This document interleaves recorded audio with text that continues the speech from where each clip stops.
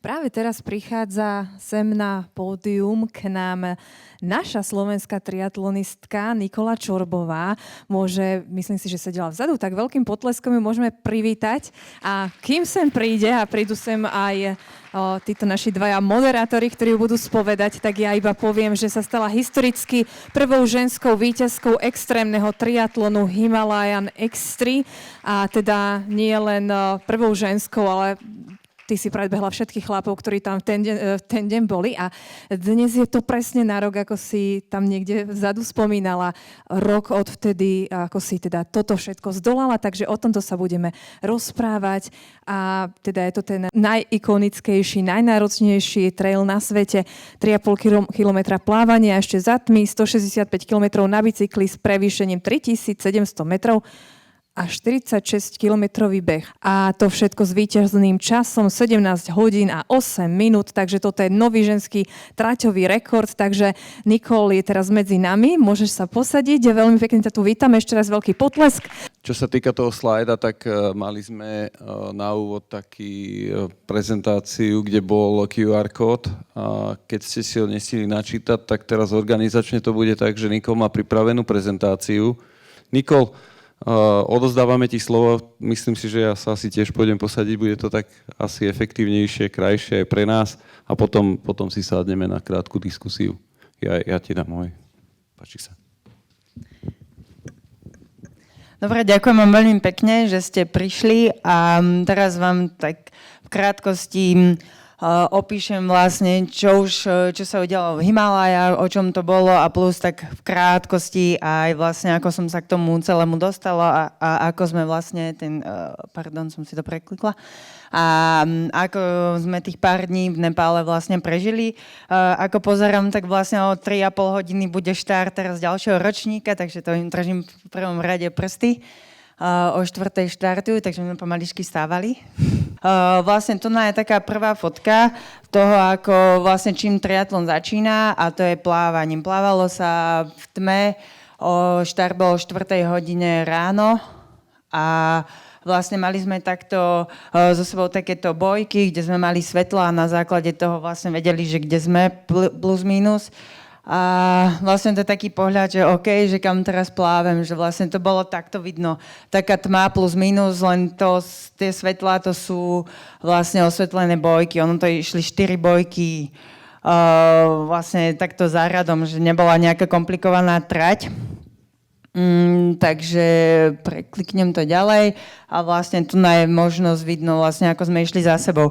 No a to sa mi stala hneď taká v úvode, taká prvá zaujímavá príhoda, že vlastne ako sme plávali a my sme sa, tí úvodní sme sa viac menej stratili, že sme preplávali troška ďalej, ako sme mali. Ale tá moja skupinka ešte išla ďalej a mne to nejako nesedelo. Ja som sa zastavila niečo, možno nejakých 20-30 metrov za tou 4. bojkou, lebo takto som mala vyrátané 4 bojky, máme sa otáčať. A oni ostatní išli ďalej.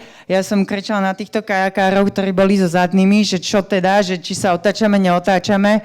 A oni, že došli a že áno, títo za mnou boli tí čelní ešte ďalej a ja som vlastne prvýkrát takto, to bolo také šťastie, lebo ja nie som veľmi silný plavec a ja som takto na základe toho prvýkrát vlastne mala najrýchlejšie plávanie, že som vyplávala z vody. No a tu vlastne idem do depa číslo 1, čiže prezlíkam sa z plávania, idem na bicykel. Vlastne to je teraz takáto krátka pauza a to značí, že vlastne teraz vám niečo poviem o tom vlastne o Nepále, že čo sme tam, akože kedy sme prišli a tak ďalej. My sme vlastne tam boli dokopy nejakých 14 dní a v úvode vlastne my sme to poňali, že my nešli sme hneď, že pripravujeme sa na triatlon, ale ja som chcela troška, mám aj taký dobrodružnú dušu, takže som naplánovala, že poďme sa najprv pozrieť nie hore, ale poďme ešte sa dole pozrieť do Národného parku, vlastne do Čitvanu, kde sme zažili safari, boli sme či už na džípoch, alebo takto sme sa plávali na kanojkách pomedzi krokodily, to bolo také akože celkom pekné, zažili sme také domorodé tance a tak ďalej. Potom sme boli akože v úvode úplne Katmandu a vlastne z Katmandu sme išli do Čitvanu. A vlastne z Čitvanu potom sme nešli lietadlom, lebo inak je lepšie sa presúvať lietadlom. Ale my sme si povedali, že chceme zistiť, že ako dlho reálne trvá, že či fakt sú tie cesty v Nepále také, aké sú a fakt, že sme išli neviem koľko, 150 kilometrov, koľko plus minus 5 hodín, takže je veľa akože rozbitých, pozosúvaných ciest, ale bolo to akože veľmi, veľmi pekné. Takže to bolo také okolo tohto vlastne. Potom sme vlastne z Čitvanu išli do Pokhary, kde bol aj štart pretekov. A tam sme vlastne prvé dni sme vlastne sme boli jeden deň sme mali voľný a potom sme išli na štvorťdňový kvázi aklimatizačný kemp, kde sme si prešli vlastne celú bežeckú trasu. Išli sme do 2500, tam sme prespali, potom 3500 prespali sme, vyšli sme hore do 4000 pod Annapurnu tu napravo. To je vlastne jeden z vrcholov Annapurny a vlastne potom sme išli na východ slnka, to bolo veľmi, veľmi, veľmi pekné. A potom sme sa vlastne vrácali naspäť do 2500, kde sme prespali a nakoniec sme išli dole. A potom sme išli ešte na cyklistickú trať sa pozrieť na ďalší deň a na ďalší deň na plaveckú, alebo naopak, to bolo už teraz neviem. A tam som vlastne tiež spoznala, že čo je vlastne to jazero zač. Bolo to veľmi zaujímavé, lebo človek, akože fakt, že možno, že ste to zachytili alebo nie, tak fakt akože v tom jazere, okrem toho, že čisté je a nie, ale to nebolo podstatné, ale že reálne vedú elektrické káble spodkom vo vode. Že človek ich vie, že pláve a vie ich nahmatať. Že fakt som plávala, že fíha, že to je čo, že to bolo také akože dosť zaujímavé a že však bezpečnosť. No a takže tak, a potom sme vlastne ešte mali ešte jeden deň pred pretekami, kedy nás merali, čo sme v poriadku, zvážili nás, tlak, oxy a tak ďalej, všetko. To sa tiež človek tak bojí, že či náhodou niečo není chorý alebo tak ďalej a teraz sa tak ďaleko došiel a ho nepustia na štart, ale všetko bolo v poriadku a na ďalší deň sme teda ešte celý deň sme sa pripravovali a na ďalší deň sme išli vlastne na štart pretekov. Išli preto, akože aj zvyšok vlastne pretekárov, ale bola som tam ešte s Peťom, vlastne, ktorý sme to obaja spolu absolvovali a ktorý mi bol zároveň akože veľmi nápomocný počas celých pretekov, vlastne od začiatku, či už na plávaní, vlastne potom počas cyklistickej trati bol vlastne mojou aj občerstvovacou stanicou, lebo tam nie sú také ako na klasických triatlonoch, ale je to vlastne ako, že on išiel v aute, ale nie úplne, nemohol ísť za mnou celý čas, ale mal nejaké stanovište a my sme si rozvrhli, že kde približne by ma mohol čakať. A na základe toho mi podával, sme mali všetko, že teraz mi dal 1, 2 a podľa toho mi dával občerstvovanie. Takže to je tak skrátke. No a ideme teraz k tomuto. Vlastne tu nás sú ešte raz vzdialenosti, že čo koľko málo, takže plávalo sa v jazere Feva, ktoré nebolo studené, ale bolo teplé, takže super. Takže to bolo také, lebo ja tiež som si najprv myslela, že to bude studená voda, ale bola dobrá, teplá, takže to bolo fajn. Potom cyklistika nebolo 165, ale nakoniec to dali na 152, lebo sa tam nejaká zase cesta zosunula, museli to o niečo skrátiť, ale výškových bolo 3800 a išlo sa vlastne z bodu A do bodu B, že štartcieľ bol niekde inde a bolo to fakt veľmi, veľmi pekné. A nakoniec išiel sa vlastne Mardy Himal Trek, čo mal 46 km a 3100 výškových metrov. Do 4000 sa otáčalo a to vám poviem potom neskôr vlastne ďalej, že približne vlastne tu je taký úsek vlastne z tej cyklistickej trati, že kadiaľ sa šlo, bolo to veľmi fakt, že pekné, zaujímavé.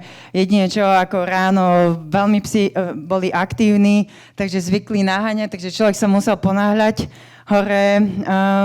hore vlastne kopcom, že by ho nejaký nechmatol, lebo boli po obede už, teda na obed, už bolo fakt, že bolo teplo, do 40 stupňov mohlo byť, tak to je kvalita ciest sem tam, tak tak už tí psíkovia boli ako oddychovali. Takže to je vlastne taká tá prvá. Tu môžete vidieť, že ako sem tam, ako tento asfalt krásne úplne, neviem ako to nazvať, tiesňavý kaňóny, akože veľmi, veľmi pekné a tu je, áno, takýchto úsekov bolo viacero. Ja som sa čoho bála defektu a tiež, že by náhodou, lebo však rezonancia, že by mi troška sa nepoľňovali šrubky na bicykli, tak ja som všetky prilepila, ako sa dalo, každú jednu a potom to bolo problém skladať akože bicykel naspäť do kufra, keď som letela, ale akože toto všetko vydržalo a keď som išla do DEPA 2, tak som bicyklu poďakovala, že ma poslúchal a že vlastne všetko úspešne bez akéhokoľvek technického problému. A čo musím povedať, akože veľmi bol problém držať bicykel dole pri zjazdoch, lebo tá cesta bola extrémne hrbolatá a fakt akože ruky ma asi viacej boleli ako nohy. A tu, ako hovorím, takto ma Peťo vlastne občerstoval. Vlastne to bola taká z veľkej časti, ako ja vždycky hovorím, že to bola vlastne náš spoločný úspech. On vždycky, že nie, to ty, ale ja vždycky, že bolo to nás oboch, bez neho by som to podľa mňa takto nezvládla. Bola to súhra dvoch ľudí, takže takto. No a tu sa už dostávam vlastne po týchto kilometroch do druhého depa. No a vlastne tu vlastne zase bude taká malá prestávka a teraz, že ako som sa k tomu celému dostala. Takže môj taký príbeh. Pochádzam zo Stropkova a ja som bola odjakživa fakt, že veľmi hyperaktívne decko. Veľmi. Mňa akože udržať bol problém, vždycky niečo som vymýšľala, niečo som chcela, ale zároveň moji rodičia nechceli, že som nejakým spôsobom veľa športovala, neboli veľmi za a skôr mi nedovoľovali, ako dovoľovali. Jedine čo, akože lyžovať som lyžovala, ale v rámci akože tam východoslovenskej ligy a tak ďalej, ale to, čo som reálne chcela, tak to bolo, že nie, že odtiaľ potiaľ. Takže možno tým, že zakázané ovocie chutí najlepšie, takže keď som dospela, osamostatnila sa, tak som začala veľa bicyklovať, behať a tak ďalej. Takže, a ako to celé vlastne úplne, že začalo s týmto, lebo ja som bola akože zmierená, že budem si možno takto nejako športovať, ale že nikdy sa nedostanem na nejakú takú vyššiu úroveň alebo na nejaké vrcholnejšie preteky. A potom ja som sa v nejakom čase, akože odišla som žiť na chvíľu do Rakúska a tam som začala behávať. A najprv na bežiacom páse a chcela som ísť, že som si hovorila, že pôjdem taký Monce halfmaratón, polovičný vlastne polmaratón a oni mi ho zrušili vlastne v deň pretekov, bol zrušený, pretože prišli veľké záplavy a jednoducho nebolo to bezpečné. Tak ja som sa vrátila naspäť tam, kde som žila. A som bola taká nešťastná, som si googlila ďalej, že aké budú preteky ďalšie najbližšie v okolí vlastne toho, kde som žila, to bolo pri Dachsteine. A našla som 100-kilometrový beh, ultramaratón 100. A ja som si tak povedala, že tak idem si to, skúsim napísať, že sa nedá ešte prihlásiť a tak ďalej. A oni mi napísali, že OK, a ja som si dala taký cieľ, že možno fakt, že tých 20 kilometrov som mohla zabehnúť, lebo ja som vtedy tak behala tak 3-krát do týždňa. 4-krát a fakt, že väčšinou na bežiacom páse. No a skončilo to tak, že vlastne ja som odbehla celých tých 100 kilometrov a som to tam vyhrala, tak to som si povedala, že to je dobré, že to by mohla byť cesta. Takže ďakujem. Takže akože mňa to extrémne že bavilo a fakt, že som si povedala, že to chcem robiť. No a teraz ja som odpretekala, toto všetko bolo a došla som naspäť nejakým spôsobom vlastne naspäť tam, kde som žila na ďalší deň do práce. A došla ku mne akože šéfka, že ty si čo robila? Že prečo, čo? A mi ukázala takto noviny, že ty si blázon, ty si úplne že blázon, že ty čo vymýšľaš? A k tomu potom som sa aj po nejakom čase aj našim priznala, tak tí tiež akože nechápali, že či som akože pohode, no to je jedno. Ale výsledok bol taký, že to bol taký môj štart vlastne. Začal som 100 kilometrami a skončila som potom možno o rok, dva som skončila 3 kilometrami na dráhe. V skratke, že potom som prešla úplne do krátkych vzdialeností a tak ďalej. A k triatlonu som sa dostala vlastne tak, že ja som chcela hneď všetko, takže hneď som začala veľa trénovať na základe toho a tak ďalej a prišli také tie typické klasické zranenia a že som nemohla behávať, tak som vždycky bicyklovala. V jednom momente sa vlastne bicykel s behom spojil, do toho prišlo nejako plávanie a vznikol triatlon a bola to úplne, že láska, tak to môžem povedať, že to bolo také, že wow, že toto chcem robiť a to ma úplne, že chytilo za srdce. No a teraz, až som sa vlastne dostala do Himalaj, vďaka triatlonu. No a ešte akože medzi tým, že tiež akože tie veľké, čo tu mám, predchádzali veľké pády, tak akože ako hovorím, či už to boli tie zranenia, ale a prvé tie počiatočné, a potom som mala aj nejaké nešťastné náhody s autami, konkrétne 3 a tak ďalej, ktorými som si prešla, to ma len pozbudilo. A ako ten sám povedal, že keď ho do trhliny akurát dalo, tak ja som tiež, že keď som mala taký aj vážnejší stres s autom, tak ja som si povedala čo najskôr vlastne sadnú na bicykel, že hneď, keď sa len dá, no tak ísť, lebo že by nedošlo presne tomu, že sa človek začne báť. Takže tak aj bolo, až tu je preto hovorím, že zase som preskočila, ale len k tej fotke, takže tu je potom veľké víťazstva, lebo to bolo také, že pre mňa, to bolo v roku 2021, keď som bola vicemajsterkou sveta v duatlone v dlhom, tak to bola pre mňa taká, že ja som sama nechápala, že ako, že čo sa stalo a čo sa udialo a boli to pre mňa veľmi také veľké emócie a vlastne také, neviem to ani, po roku vlastne som si to tak úplne že uvedomila, som nevedela zastaviť akože pláče, wow, že ja som fakt, že takéto niečo dokázala z toho, že už v živote že budem sa len tak možno športovať nejako, až nakoniec som sa dostala takto vďaka svojim snom, no, sny si treba plniť. No, a tu nás sa už vrátime naspäť k Himalajam. A vlastne ideme na poslednú a to je bežecká trasa. Vlastne bežecká tráť viedla veľmi veľa presne po takýchto schodoch. Tu na chvíľku dole, to je ten úvod a veľa sa išlo takto, presne takto pekne sú urobené aj celé tie treky v Himalajach, vlastne takto vyschodíkované. Tu je možno, to je vidieť, ako som sa prezlikala a tu už zbehávam dole. Toto je môj support, ktorého som mala na behu. Teraz mi vypadlo jeho meno. Viem, Sachin. Lebo ono sa aj čas už behala v tme a jednoducho bolo to bezpečnejšie mať so sebou. Ja som to chcela sama presnejšie povedané, že aj nemať ani support, lebo na väčšinu tých extrémnych je potrebný, že človek musí mať a tu nebolo akože na behu, že človek musí mať support a on môže.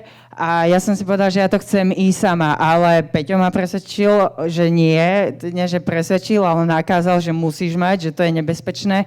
A keď sme presne boli na tom treku, tak som to pochopila, že v tej tme, keď budem toľko, neviem koľko hodín, no tak je radšej byť s niekým ako sám, lebo človek rýchle vie akože zle odbočiť. A vlastne ten Sachin v jeho úlohou vlastne on nebehal predo mnou, on mi nemôže robiť tempo, on celý čas bol len za mnou a fakt, že to bola ako taká istota. Vlastne to by malo ísť ako video. Team number 34, how are you doing? Takže tu You are breaking record. Only too hot. Now it's gonna be cold. A to doslova, lebo bolo zo 40 stupňov sme išli potom na nejakých 5-6 stupňov, čo bolo hore. Akože boli úseky, boli behateľné a boli úseky nebehateľné. Po tých schodoch je oveľa ekonomickejšie chodiť ako behať. Dobre. No a tu na tete na chvíľu odstavím. A ona si tu prala veci a potrebovala som sa schladiť. Takže tak a pokračujeme ďalej. Skrátke. No. A tu na zvonec. Zvonec, prečo tu je táto fotka? Vlastne to bol taký náš tužba všetkých nás pretekárov, čo sme tam boli. Tie preteky majú totižto taký formát, že je možnosť dôjsť do 2500 metrov, 3500 alebo do 4000. Všetci sú klasifikovaní, ale sú tam vlastne časové, daný čas, dokedy tam človek musí byť, že by to bolo bezpečné, že môže ísť a vyššie už potom nie. Takže a každý túžil sa dostať ku tomuto zvoncu, ktorý bol 4000 a tým prejsť vlastne celú trať. Podarilo sa nám to 7, myslím, alebo 8, alebo 6, teraz si už nepamätám, už rok, už je dávno. No a vlastne to bol aj môj cieľ. Môj cieľ akože nebolo, že ja som nechcela zvíťaziť alebo niečo. Ja som si len chcela prejsť celú trasu, lebo chcela som vidieť úplne, že všetko, že aké to je, zažiť to úplne, že celé. A to by ma jediné mrzelo a kvôli tomu akože, tak som sa ponáhľala. No a takže som išla ku zvončeku. Toto by malo sa tiež, áno, spustilo sa. A vlastne tu na už je takéto cieľové, to je ten zvonec, na ktorý si človek zazvonil. A tu som vtedy prišla na to, že som prvá. Ja som nevedela, že vediem. Až ja som si myslela, neviem, kde som predbehla 2 či 3 chlapov. Neviem, musel to byť na nejaký jedný z týchto vlastne táborov, kde oni museli zastaviť, lebo neviem, akým spôsobom kde som ich mohla chytiť. Oni hovoria, že zvoní, áno, prvá žena. A on, že nie, že úplne, že prvá. A že čo? Som ostala takto akože prekopená, tak hovorím tomuto, tak ale teraz ideme už, že toto už nepustíme. Tak sme sa vlastne z tých 4000 potrebovali dostať už len dole a doslova, že zlyžovať. To bolo veľmi, mňa to strašne bavilo, to dole kopcom. To bola taká zábava pomedzi tie kamienky, schodíky a tak ďalej. Úplne ja som si to extrémne že užila. Ja som bola tak nabitá tou energiou toho všetkého z celého dňa, že akože ja som mala pocit, že keď som aj došla do cieľa, že ešte by som išla, že vôbec som sa necítila unavená. To boli presne tie endorfíny a tá láska k horám. Vlastne a tu nám je vidno už posledné vlastne tých posledných možno 5 minút, 4. Vlastne ako sme išli do cieľa, vlastne to sa išlo takto v tme a tu ma čakal Peťo vlastne. Poď, opatrne. Takže takto sme zbehávali, vlastne to boli takéto rôzne skaličky a tak ďalej. A tam dole už vidno svetlo, že vlastne to bude takéto cieľové. On ma čakal, že prídem taká troška unavenejšia, ale ja som, že no poď. Tam bolo z začiatku počuť, ako vo ňom kričí, že poď, ideme. No a vlastne a tu je finish celých tých pretekov. To bolo také veľmi, veľmi pre mňa silné, dojímavé a ostane to navždy hlboko v mojom srdci to celé, čo som tam zažila, prežila. To bolo tak niečo srdečné a tak sa všetci tešili, že to je. There you are. It is possible. In one of the hardest races. Being able for her to make the first female to reach the 4,000 meter, which is the highest, extreme triathlon in the world, and with the whole of the extra world, so I'm speechless. This is a message to all the females, all the males out there, all the ones who dream that you can achieve something. Yeah, you can. You can, and you have to go for it. And yeah, extra all the way, baby. To bol taký akože odkaz tohoto celého. Že vlastne za tým svojím snom si treba ísť. Keď je akože aj niekedy sa ten sen nesplní a už len tú cestu, že sa ňou vyberiete, tak je za mňa akože je to veľmi dôležité a vás to veľmi veľa naučí. Nie je veľakrát dôležité dosiahnuť cieľ, ale už len sa vybrať tou cestou za mňa. Takže tu je takéto cieľové, fakt, že to boli veľmi, veľmi silné emócie pre mňa, že sme to spoločne takto zvládli a to preskočím A tu sme to takto na ďalší deň oslavovali troška, konečne sme si mohli dať to pivo, lebo doslova sme mali gajdu, keď sme boli na tom 4-dňovom treku a my s Peťom ako klasicky sme došli do prvého kempu a že čo si dáte. A my sme povedali, že chceme pivo, ale nie, to nemôžete pri tom, to je úplne, že to veľkú chybu robíte, že to vážne, že nie. No tak on povedal, že po pretekoch, tak to je vlastne náš guide. Tak po pretekoch sme si všetci symbolicky jedno dali. No a to sú vlastne my a to je ešte posledné. That stereotype that women can be in this endurance sport. We knew there were women coming to challenge the 4,000 meter, and Nicola is just, surpassed all expectation. The winner has just shattered that stereotype. Lebo malo by to mať akože byť dlhšie, ešte niečo by mal do toho dopovedať. We knew there were Ale women ak coming by- to challenge the 4,000 meter, and Nicola is just, surpassed all expectation. OK, tak takto to má skončiť. Takže takto je to úplne skrátka akože povedané. A vlastne, to keď som sa vrátila naspäť na Slovensko, ako spomienku som si takýto detský obrázok potom namalovala. A tak nech mám spomienku na doma.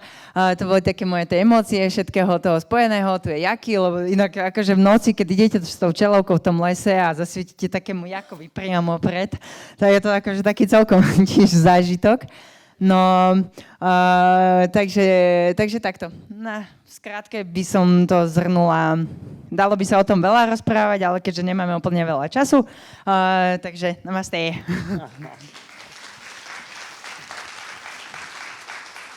Super, veľmi pekne ďakujeme. Prosím, posaď sa do našeho improvizovaného štúdia, ak ťa môžem do stredu poprosiť. Ja v prvom rade teda, ak dovolíš, veľká poklona a gratulácia. Fakt, ako ja som myslel, že po tom typkovi, ktorého sme tu mali minulý rok, teda prepáč, dúfam, že sa to nedotkne. Paťo bol akože jeden úžasný športovec a tu je aspoň dôkaz, že Slovensko je plné nielen krásnej prírody, ale talentovaných ľudí a fakt veľkých, obrovských športovcov, ktorí to v podstate robia. A to je aj moja prvá otázka. Predpokladám, že nie si plnoformátový profesionál. Nie, normálne chodím do práce. OK. A toto presne je aj ten dôkaz, čo dokáže, ak niekto má sny. To si presne povedala. Presne tak. A ja teda doplním asi megatalent. Je to kombinácia, ale nestačí, je za tým veľká drina tiež. Jasné. Takže asi popri tej práci je to dennodenný tréning a moja otázka je systematický pod nejakou dohľadom trénera, ktorý ti definuje tréningové plány, analyzujete svoje výsledky a pracuješ na výžive. Toto by ma zaujímalo, že OK, nie si plnoformátový profesionál, ale či za tým je príprava, ktorá je štruktúrovaná? Tak dajme tomu do septembra, oktobra som trénovala s trénerom. Teraz som sa už vydala vlastnou cestou, presne kvôli tomu, že už tých skúseností mám až, aj sama to mám vyštudované a sme si akože povedali, že vždycky ako konzultácie môžu byť, ale že pôjdem si po svojom a je to kvôli tomu, že kolby to, už veľa rokov to kolbím vlastne so všetkými možnými vecami a ja som mala trénera Švajčiara.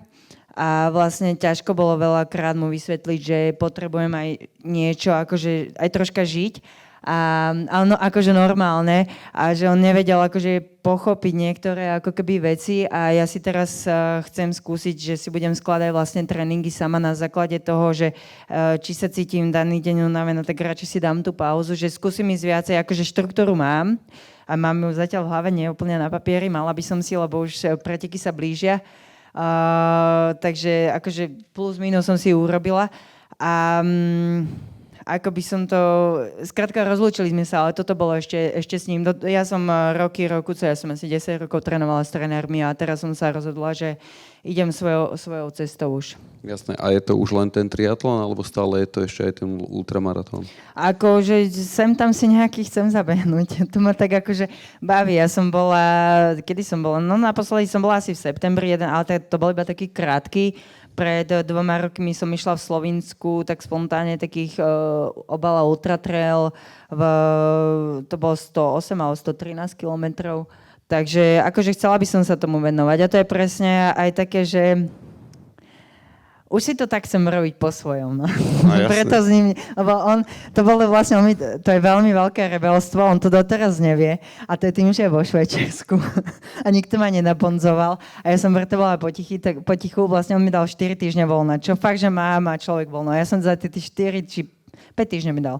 5 týždňov. Tak ja som každý týždeň niečo vymyslela. Ja som jeden týždeň išla 17-kilometrový beh, vlastne behaj lesmi, ďalší som išla Psotkou memoriál, ešte pred Psotkovým memoriálom som išla 50 kilometrov v Karpatoch a potom som to zakončila tým Slovinskom.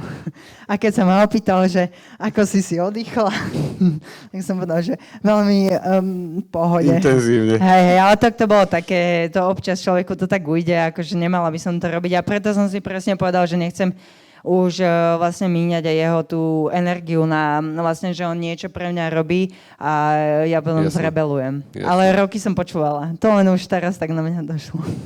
A nedá mi to a kompenzácia a takéto nejaká regenerácia, to má zaradené v rámci tréningového procesu? To je asi ale súčasťou. áno.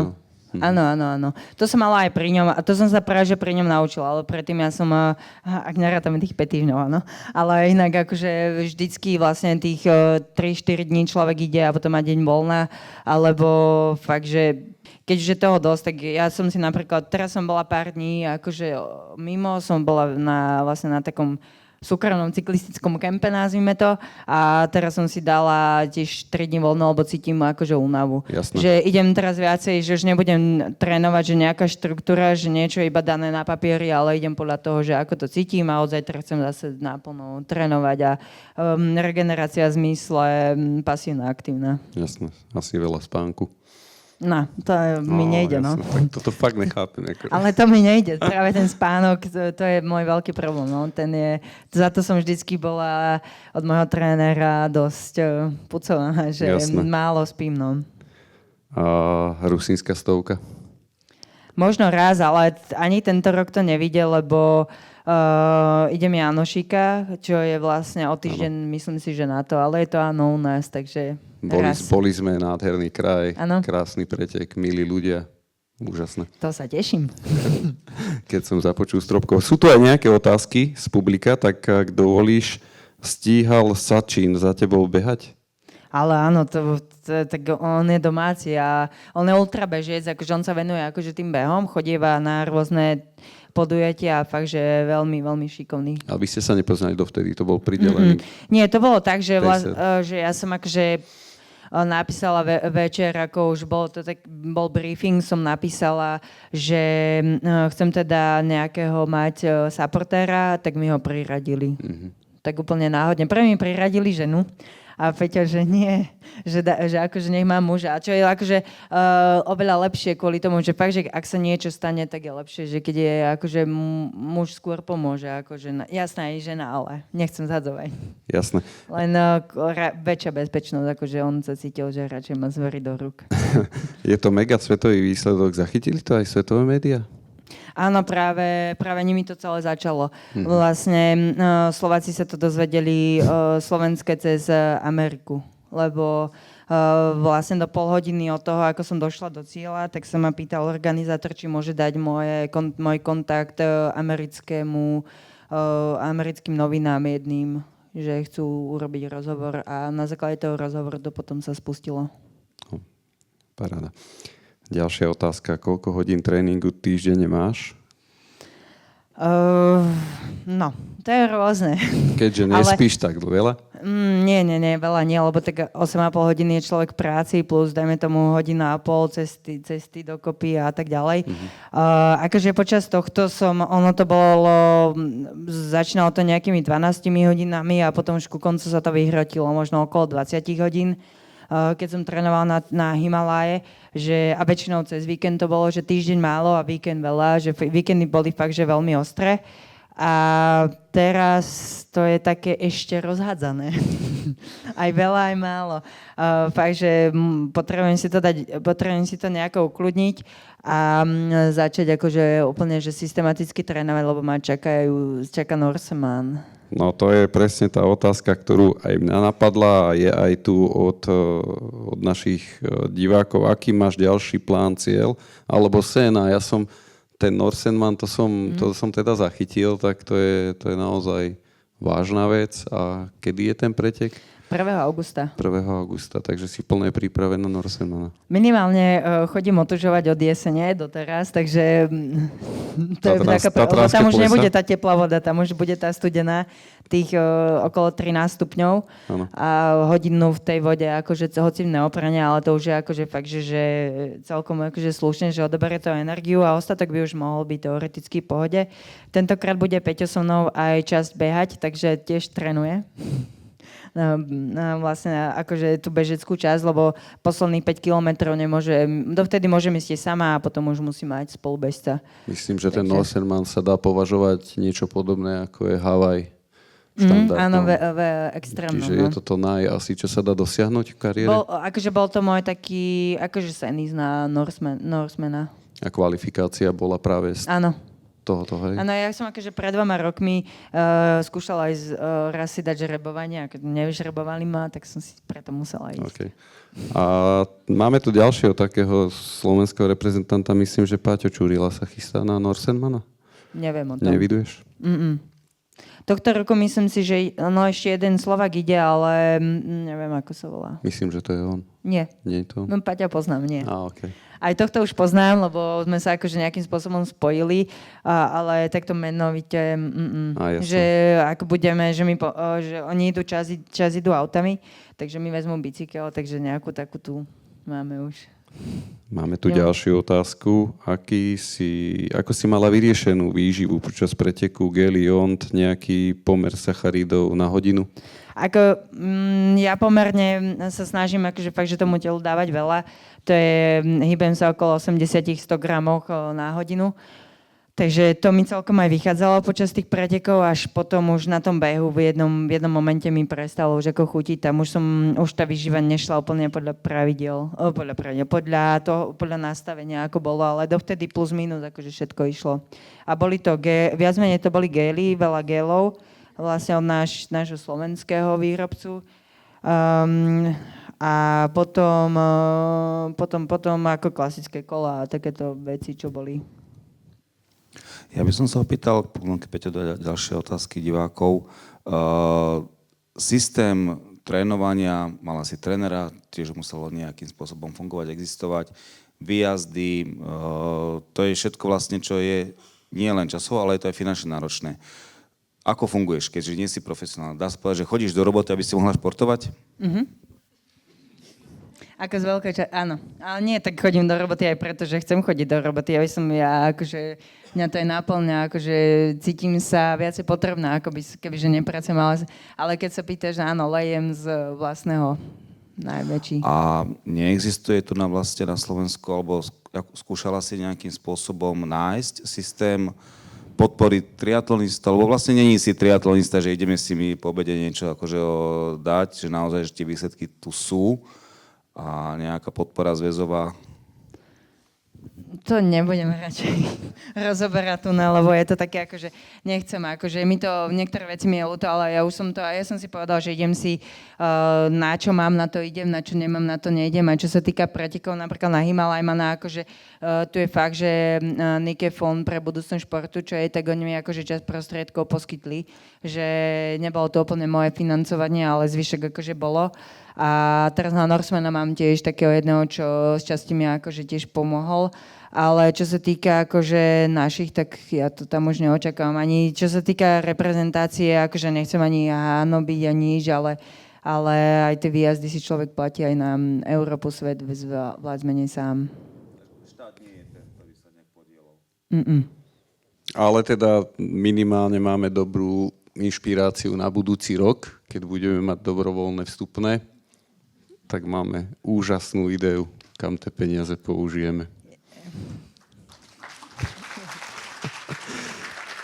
Absolvovala si do týchto pretekov aj nejaké iné dlhé triatlony? Predpokladám, že nie.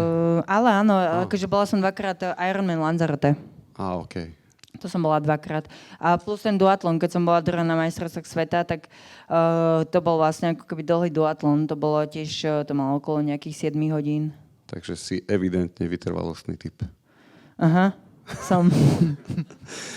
Koľko ťa, zase tie peniaze, koľko ťa stojí ročne príprava? Môžeš, nemusíš? Akože ja to ani neviem, ja si to radšej nerátam, takže by som to takto, že nesnažím sa to rátať, lebo nerobí to, zbytočne by ma to len. Fakt som dávno nestretol. A aj tak si myslím si, že ono to stojí za to, akože to je najlepšia investícia do zážitkov a do cestovania a do toho všetkého, akože to je najviac podľa mňa. Tak je, svietia oči šťastím, že to som fakt, že dávno nestretol to. Mali sme tu legendy horolezectva, mali sme tu fakt, že ľudí, ktorí sú na Slovensku známi a minulý rok sme mali obrovské šťastie na Diamant, tento rok máme ďalšie šťastie na Diamant. Dovol mi, aby sme ti z celého srdca jednak poďakovali, že si našla čas k nám prísť do Piešťan, a že si sa vyzdielala so svojimi zážitkami, že sme ich mohli malinko nasať a mohli sme si ich s tebou užiť v tvojich spomienkach. A prajeme ti do tvojej kariéry veľa, veľa úspechov, nech sa ti darí, nech ťa to naplňa, nech si šťastná a po tej etape možno príde iná etapa, takže celkovo aj v živote ti prajeme len to najlepšie. Ešte raz veľká vďaka. A prosím, jeden veľký potlesk pre Nikolu.